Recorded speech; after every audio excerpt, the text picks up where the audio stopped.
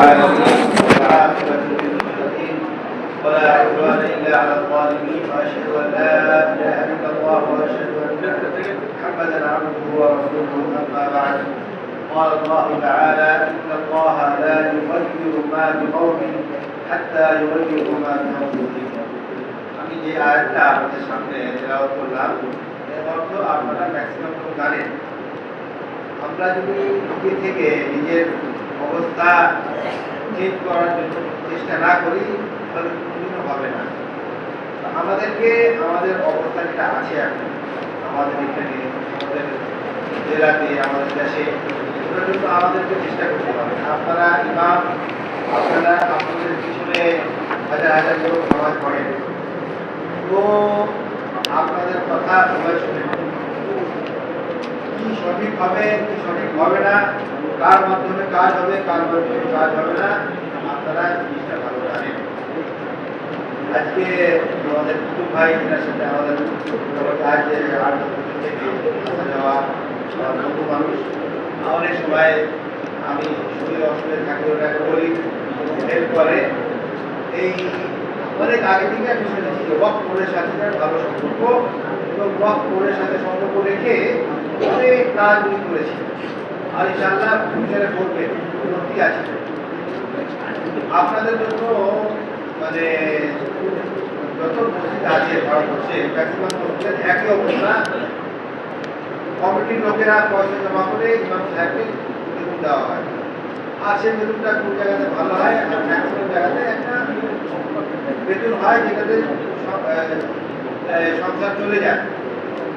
তো এই আপনাদের এখানে যেটা ভাতা পাওয়া যায় এটা অনেক ভালো আর খুশির খবর, যেটা অনেক স্টেটে অনেক ভারতের অনেক স্টেটে এই ব্যবস্থা নাই। এই জিনিসগুলো আপনাকে দেখতে হবে আপনাদের জন্য কে কাজ করছে। আমরা বিহারের লোক কিন্তু অরিজিনাল আমরা বাঙালি এবং এই মুর্শিদাবাদ হলো আমাদের অরিজিন। আমরা মানে বিহারে আমাদের বলে শেরশাহবাদী বলতাম। শেরশাহ উর্দুদের বাদশাহ যেটা জেলা এখনো আছে এখানে, ওখান থেকে আমাদের অরিজিন। আর ওই গান আমাদের সবই আছে। আমরা মুর্শিদাবাদ মাসে একবার দুবার আসি, তো ওই গানটা সব দিনই আমাদের থাকে।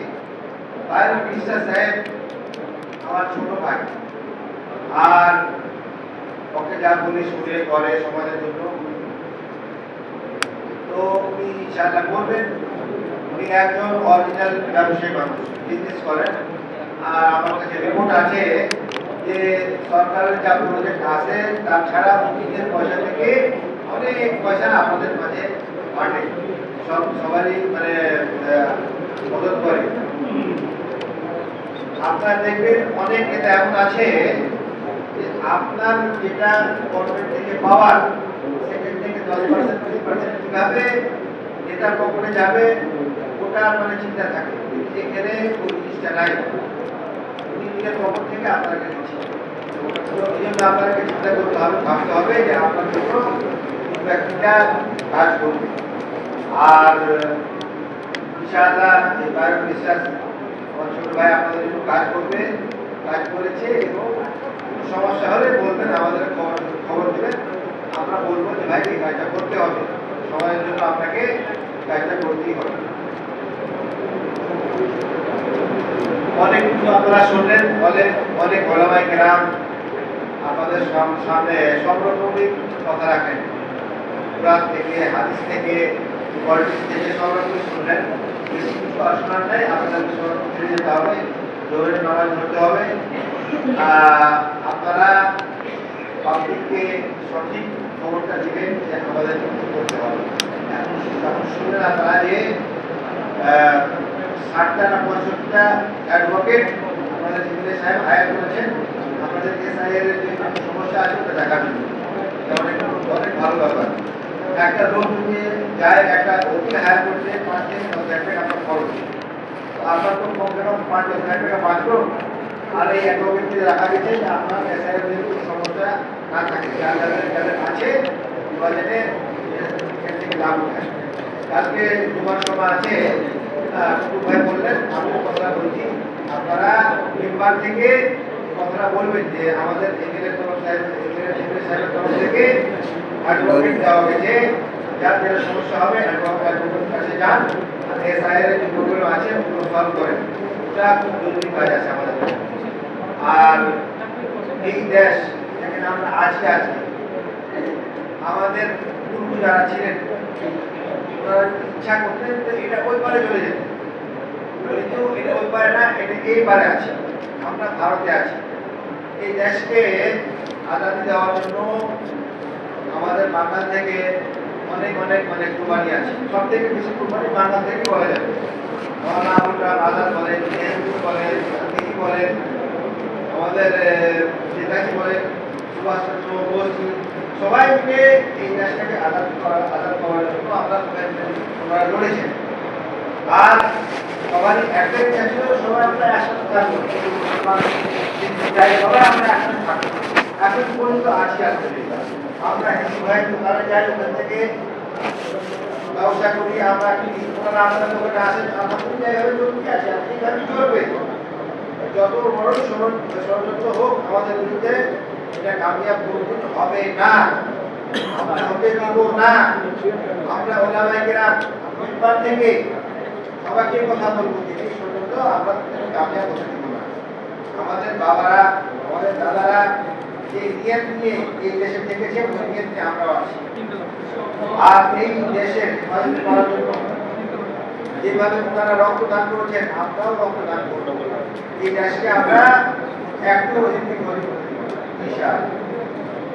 তো এই এসআইয়ের ব্যাপারটা নিয়ে ঠান্ডাভাবে আমাদের কাজ করতে হবে। এমন আমরা কাজ কোনোদিনই করবো না যেই আমলের জন্য, যে কাজের জন্য আমাদের দেশের ক্ষতি হয়। অনেক সময় দেখা যায় যে আমরা মিছিল করে করলাম, মিছিল করে যে সরকারি অফিস জ্বালিয়ে দিলাম, বাস জ্বালিয়ে দিলাম, মারামারি করলাম, কাটাকাটি করলাম, শরীরেতে কোনো জায়গা নাই।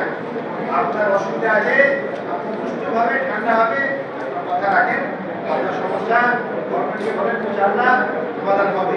কিন্তু মারামারি করতে, কাটাকাটি করতে কিছু হবে না। এই কথাগুলো চেম্বার থেকে বলতে হবে, ঠান্ডাভাবে আমাদের কাজ করতে হবে। এই দেশে হাইকোর্ট আছে, সুপ্রিম কোর্ট আছে, ইনশাআল্লাহ আমরা ইনসাফ পাবো।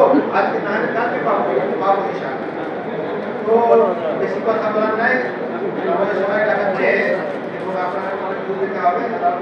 আমাদেরকে এখানে আমরা সবাই এসেছি, এটা এবং ভালো একটা দিনে আমাদের কাছে বাতাবরণ থাকে, মাহল থাকে, চেষ্টা করবো। আর দোয়া করবেন আমার ছোট ভাইয়ের জন্য, ভালোভাবে কামিয়াব হতে পারে এবং আপনাদের দেখভাল করতে পারে।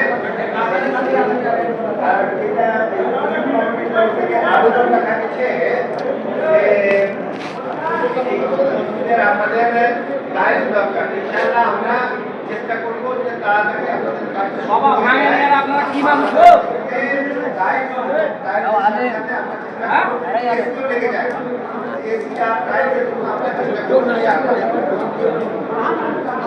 ঠিক আছে। জাযাকুমুল্লাহু খাইরান, অনেক অনেক ধন্যবাদ আপনাদের। সুবহানাল্লাহি ওয়া বিহামদিহি, আস্তাগফিরুকা ওয়া আতুবু ইলাইক। সাল্লাল্লাহু আলাইহি ওয়া সাল্লাম। আসসালামু আলাইকুম ওয়া রাহমাতুল্লাহি ওয়া বারাকাতুহু।